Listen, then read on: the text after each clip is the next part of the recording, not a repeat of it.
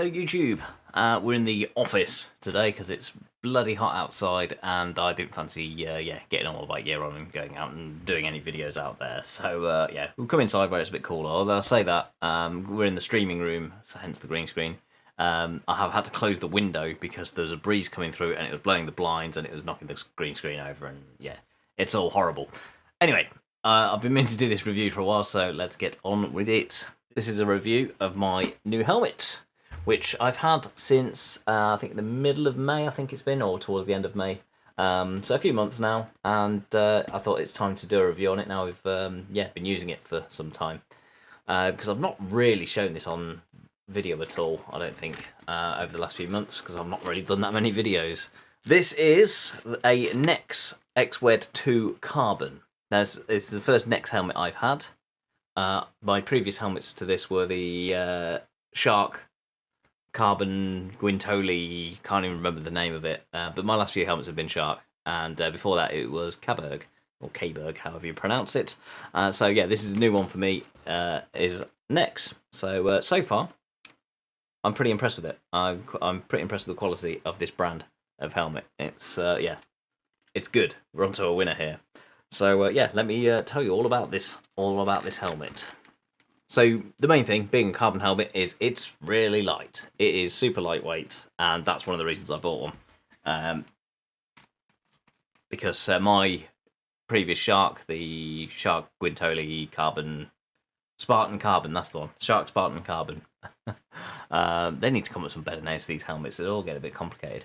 What I liked about that was how light it was. So yeah, well, we were going for a carbon fibre helmet. But I wanted one which was an adventure style helmet with the peak and all that, with all the features, drop down sun visor, the lot. And this does everything. This is everything I want. It comes in various different colours. Let me pull up the website here.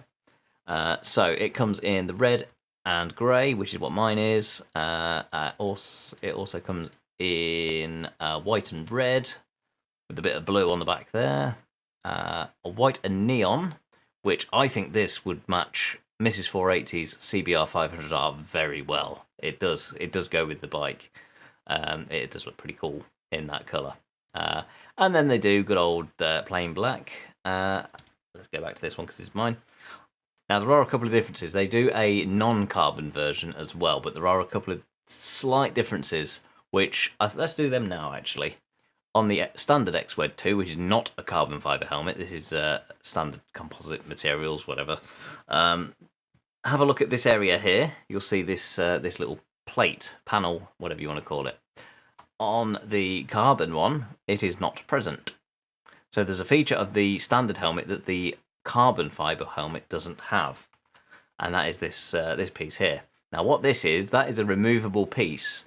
You can interchange that with a thing that can give you a flat-mounted action camera mount, or I believe there's also one that does a is to help mounting your goggles, or a goggle strap kind of thing. So yeah, they're interchangeable on this standard XWED 2, but on the carbon they're not. So that's just to clarify the differences there. As far as I'm aware, that's the only difference, other than obviously they're made of different material. So yeah, that's one disadvantage to this one, is you don't get the side. You can't have the side action camera mounts with the nice flat piece. So you do have to mount your camera using the usual 3M mounts, curved mounts. Honestly, this one has been the most trickiest one to find the right spot for a drift mount. Now I know I don't use drift so much. I mean, my Ghost XL Pro, I use this as like a daily camera just to be on all the time, and that just clips in there. Does what I need it to do. But because I like the drift mounting system, because it's the best out there in my opinion, I 3D printed a bit for my Sony camera, a mount for my Sony camera that clips into this as well. So both my Sony and my drift use the same mounting point, so I've not got two different mounts on the helmet, because that'll be annoying. But yeah, finding the right spot for this was quite tricky on this helmet. It would have been a lot easier if I did have the flat panel, like you'd get on the non-carbon version, but it's just a little minor thing. But yeah, worth noting that yeah, there's a lot of look at like the edges. There's a lot of like concave surfaces there rather than rounded outwards. but convex. So yeah, bear that in mind if you are going to be looking to mount an action camera to this helmet. Peak, removable quite easily as well. You don't need any special tools to do it. You have the bits you need already on the helmet, which is this lever action thing here. So that just comes off the little locking lug there. Turn it a quarter, and away it comes. And yeah, say it's just on like a T-bar type of thing there. You get spare ones of these in the bag of bits, because it is possible they could end up getting broken. Obviously you don't want that. But yes, Next do give you some spares, which is very good of them. So it's one of these each side to remove the helmet, because you can use this helmet in standard normal full face mode. And yeah, it's just a little screw on the top here. Again, you get a spare one of these, which it is just a what's that? Oh, there we go. Peak's removed. It is just a plastic thumb screw type of thing. Oh yeah, and just on the subject of the peaks, just briefly actually, you also get included is a peak extender. So you can extend the peak should you need to. Now I thought that was probably just a bit of a daft gimmick kind of thing. But if you think about it, when you're riding along and the sun's getting low, it's starting to get in your eyes if the sun's lower down in the sky, you can pull the extender out and then that gives you a little bit more riding time when the sun's low. I'm yet to have needed to use it, but I probably will one day when there's low sun. We'll see. So there we go, peak easily removable, and what you need to do is, before being able to actually ride, you do need to delve into the bag of bits, which you get, which we'll go through the pieces you can get in a moment. But, so for this side, yeah, there we go. It's gonna sit there, and then you get your lever tool thing. So that sits on there. You clip that back in, and then twist it back down and into the locking position, and then repeat that the other side. Shall we do that? Actually, let's do it properly. So yeah, on the other side, just the same. I'm struggling to do it back to front. There. That one there, and then that one there, and then locked in place, and then you have a ordinary full face helmet there. I'll just mention that with the peak on, you can still open the visor all of the way. On my Shark Explore R, with the peak on, you could only open the visor probably that much, maybe not even that far. You could only open it a little bit before the top of the visor came into contact with the actual peak, whereas the peak sits a bit higher, so you've got the clearance to open the visor fully all of the way. Drop down sun visor, of course. I don't think I'm ever going to have a helmet without these, because they're just so useful. Saves carrying around a spare visor with you. However, if you do prefer to carry different visors, they do a light smoke and a dark smoke for this. I think there's like an iridium one, but that might be for a different model, so don't hold me to that. But yes, they do different tinted main visors for these, should you desire one. The ventilation on this helmet is pretty good. You've got two vents at the top here at the sides, which have two. I'll bring this close so you can see.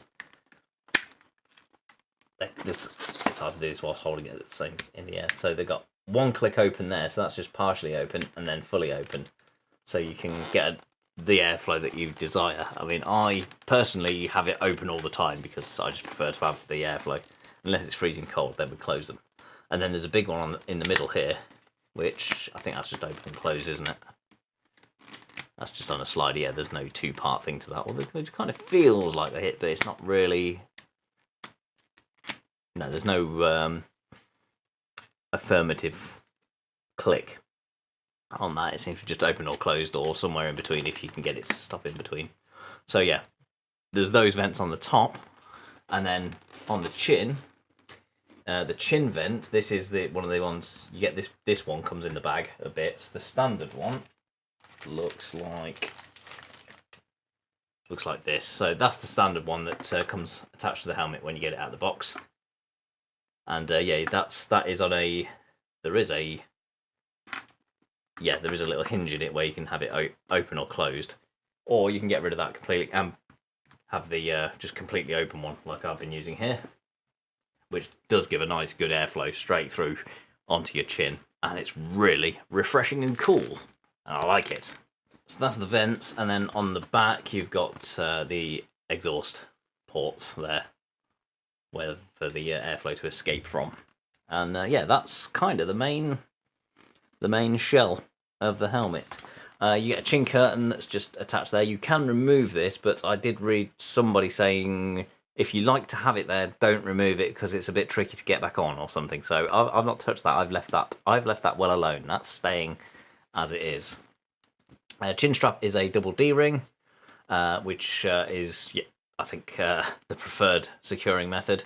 I mean, in the past I've used the ratchet ones that you get on some of the other helmets, which they're okay, but I think double D-ring is the most secure one that you can get on these. Now, the actual strap, here it is. It does come with quite a long strap, and once you've in fact, let me put it on. So yeah, you can see there's quite a lot of extra strap there, but once I've got it done up, it does leave a good amount of excess. And hopefully the camera's seeing that, because I now can't see what the camera's seeing. There's a little pop stud thing there, pops into place, and yeah, there's a lot there. So it's easy to find to attach, but I think maybe it's a little bit too much. I don't know. It just seems to be a lot. And also from where this rests, hopefully you can see this. I don't know if you can see that, hopefully. Where that rests, I've started tucking it inside the padding now, because I noticed a couple of weeks ago that the end of the strap has started to get frayed, and I think that's just from where it's been rubbing on the collar of my jacket. So that's started to happen. So I've been tucking that away, and doesn't look like it's got any worse, but hopefully it won't get any worse. But I need to keep an eye on that. Also under here, you'll probably notice these. If I get close enough, you'll see it is the X-Hydro, or X-Hydrex or something. X-Hydra, Hail Hydra. These are so you can put the hydration pack straw through, so you can have the go proper full-on adventure mode, and have your camel pack straw coming through and into the helmet, so you don't have to take your helmet off to take a drink. I've never tried any of that sort of thing before, but my Triumph jacket does have the camel pack for it, so yeah, I will probably get one day and and do it. So yeah, those are on there, both sides, which what I use one for, this is a really handy place just to tuck your microphone connector into. Just keeps it out of the way. And one final word on the general shape of the helmet. I do like that the bottom edge is mostly flat, so when you sit it down on the table, it's not really wobbling all over the place. I mean, it is at the minute because I've put it down on the strap. But yeah, it's pretty sturdy on the table. I've had other helmets where the chin's quite pointy, so when it's on the table, it moves around like all sorts. But yeah, it's a nice flat surface, so it's pretty stable on there. And you've got this rubber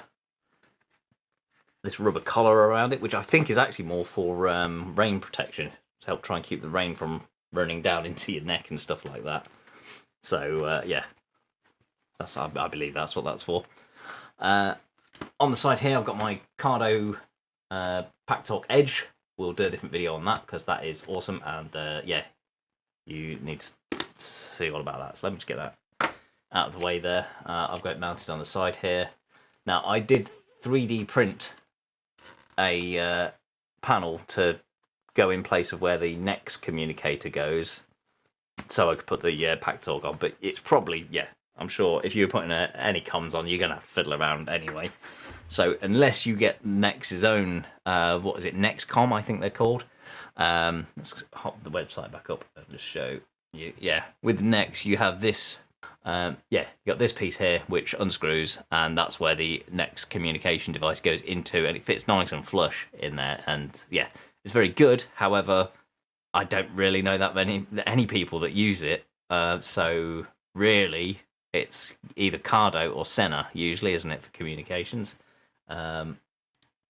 Which yeah, so I'm on the Cardo now. So yeah, you have that blanking plate, so you can remove that. Either put the next one in, or yeah, find a way like I have of mounting your own preferred one. Right, let's have a look at the bag of bits. You get obviously your instruction book, a Nex sticker that we get to use, the chin vent, yeah, a spare thumb screw for the peak, and you get a couple of spare little lever things for the helmet attachment, for the visor attachment. These bits. See that? A couple of spare ones of them. So yeah, plenty of spares. And then you also get obviously your instruction manual. Now, what threw me here is in the manual, the manual covers both the carbon and the non-carbon models. So when it goes on about having a side-mounted action camera, that confused me because I was like, hang on, I'm missing some pieces here. I should have these side panels for the flat mount of the action camera. But no, that's not the case. The carbon doesn't have them, so we figured it all out in the end. You do get an action camera mount for this helmet, however, and that is this. And this sits, typically, I've done this all in the wrong order, by the way. Now the action camera mount, I thought it might have gone in that way, but it doesn't, because that just does not fit. It does go in here. It clips in under there. Let's tighten that just to sort the peak out. So yeah, it clips in there. Now that's quite tidy, a nice tidy fit, wouldn't you say? So that's there, nice flat mount, and then, for example, you could mount the camera on the top there if you want to. I don't know, I think it might stick up a bit too much for my personal preferences, but people do put them up there because, especially I think for off-road, it gives a good view down the peak and stuff. It's pretty cool. But yeah, you have got that mount there in the bag of bits as well, which is good. And I think, oh, and yes, you also should get, now I didn't get them in mine, where I got it from, they had to source these out again. You get these booster pads for the lining, for the top of the lining. Just if it's not quite a perfect enough fit, you have them to fine tune it. I've not actually used these yet. Okay, I'll keep meaning to try it out just to see. So I think mine just needs just a little bit extra. And the last thing, you get a little visor bag in the bag of bits, a visor pouch. So yeah, they're quite generous with what you get, and of course you get a helmet bag as well. I haven't got that to hand because I haven't got the box with me. But yeah, that's the features of this helmet. It is very good, and it is very comfortable. This is the most comfortable helmet I've ever had, and it's not just because it's lightweight. It is how the liner, the padding feels. It's brilliant. Super comfortable, super lightweight, good airflow.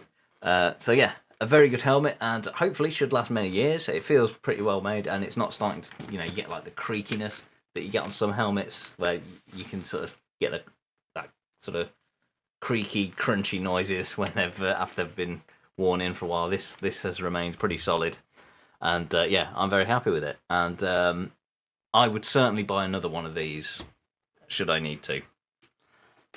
So there we go. Oh, I didn't mention when we were looking underneath. This also has the emergency. Can't wear that. I think they're hidden behind the sheet padding. There we go. The red things there. I'm not going to pull them, but they do have the emergency padding release. So yeah, emergency services personnel are trained how to use these. So if you are in a bit of a situation where you're either unconscious or in a bad way, and they need to get your helmet off, they have these so they can do that to remove the padding. They can remove your helmet safely without risking any damage to your neck or spine. So yeah, that's another good thing comes with that. I do like on the visor it's got quite a big chunky lift-up piece there. That makes it really easy to find and get the visor up, and it also has them on these bits here. There's three places where you can put your thumb or finger to lift the visor. So yeah, that's very good. But yeah, overall, very pleased with it. Looks cool, does everything I want, and should do for many years to come. And here's a little preview of the PackTalk Bold. Not PackTalk Bold. Here's a little preview of the PackTalk Edge, which I'll do a separate video about. Look at how easy that is. That's awesome. Anyway, it adds weight to the helmet, but that's awesome. That is that. So, I think that's all we needed to talk about this helmet. I got this helmet from Conquerors Apparel, so do check those guys out. I'll put links in the description. There we go. There he is. There's Sam showing you the shop. Conquerors Apparel. Do check those out. Any sort of bike gear and all that sort of stuff. They're worth a look. So I think that's everything covered. I think the only thing I haven't mentioned was the price, but you probably spotted that when we had the website up earlier. It was in euros. Hang on, let me pull this browser back up. And €649.99, which I believe in today's current money is about £550. So it is a pricier helmet. I know people do spend more than that on their helmets, but for me personally, this is the most expensive helmet I've also bought. So yeah, there's that. But yeah, I think it's worth the money. Yeah, you can't really put a price on your head. Well, you can if you hire a bounty hunter or something, but you know what I mean. Protecting your skull is very important, so really, as much as you can afford to spend on your helmet, the better.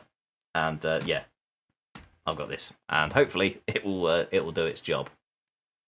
Anyway, thank you for watching. Any questions, drop them in the comments. I will try and answer the best I can. That is it. The NEX XWED 2 Carbon Edition helmet. Very good. Highly recommended. Phil 480, thumbs up, stamp of approval, and all that. Yeah, I'll put any relevant links I can in the description to either the main website and also to Conquerors Apparel, where I got mine from. So yeah, have a look at those. Thank you for watching, everybody. I'll see you on the next one. Bye-bye.